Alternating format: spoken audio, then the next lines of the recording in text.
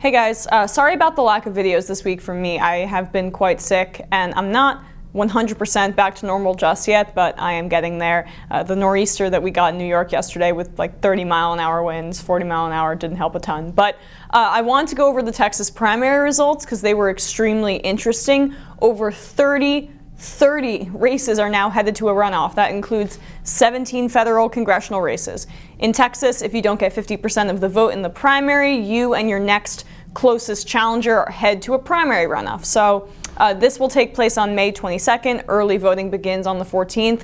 A huge development is that the Democrats Lupe Valdez and Andrew White are headed to a runoff in the primary race for governor, which means that Republican incumbent Governor Greg Abbott has won his primary and he will get to prepare for the general in advance, I guess, while the Democratic candidates continue to battle it out until May. The flip side of that is that those Democrats get to remain in the news for a little bit longer, so it's good or bad, whichever way you look at it. It's a bit of a mixed bag. So are most things in this race and in life. Let's start with the Justice Democrat races, because obviously corruption is central to what we cover here at TYT. It's near and dear to our heart in some ways. We're fighting against it, but there were 7 Justice Democrats up for Congress in Texas on the federal level.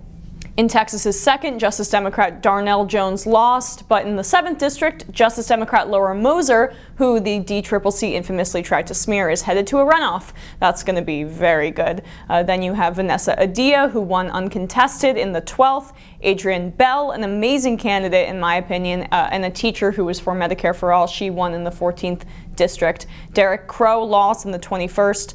Rick Trevino is headed for a runoff in the 23rd, and Lindsey Fagan won in the 26th. So that's 2 losses, 2 runoffs, and 3 victories in the Texas primaries this year. At the very least, 3 Justice Democrats out of the 52 candidates that they have nationally are headed to the general election, and that's when the buzz is just beginning now, early in 2018. So not bad.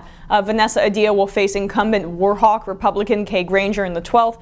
Adrienne Bell will be running against another incumbent, Randy Weber, in the 14th district. This is an interesting election in my opinion because the 14th district contains many counties that voted for Trump in 2016, but Obama in 2012 and 2008. So, and Lindsey Fagan will be facing draconian incumbent Michael Burgess in the 26th district, all Republicans, obviously. Now, the results for the Senate primary were interesting and, in my opinion, a little disheartening.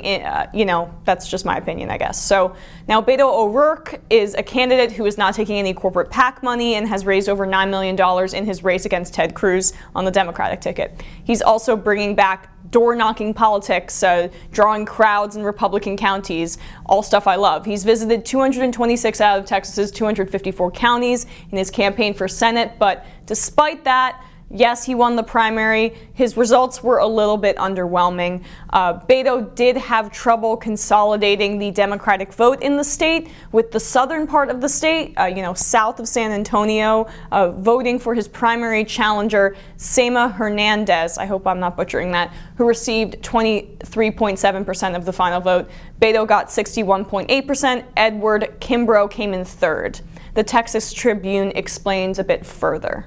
O'Rourke's win wasn't as massive as traditional indicators might have suggested.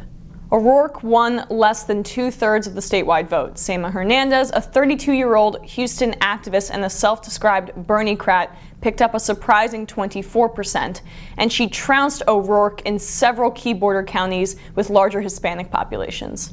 Yes, a lot of this is name recognition, but O'Rourke has some work to do in key areas besides getting his name out there. Consolidating the Democratic base, winning over Hispanic voters, and increasing turnout massively before November when he faces Ted Cruz. By the way, Ted Cruz won his primary easily with 85.3% of the vote. His challengers have yet to win one county with just a few of the precincts out of the 7,000 plus not reporting yet. So it is also important to note that there are a variety of voter suppression tactics in place in Texas that disproportionately target Black and Latino voters. Governor Greg Abbott has instituted voter ID laws that try to suppress Democratic voters as much as possible. It is targeted for sure. With that said, there is good news and bad news about the turnout in Texas in this primary election.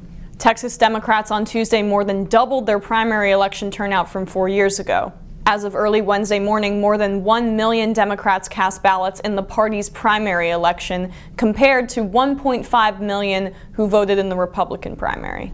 That puts the Democratic share of votes cast at about 40%, a significant increase from the 2014 midterms, where Democrats made up less than 30% of the vote.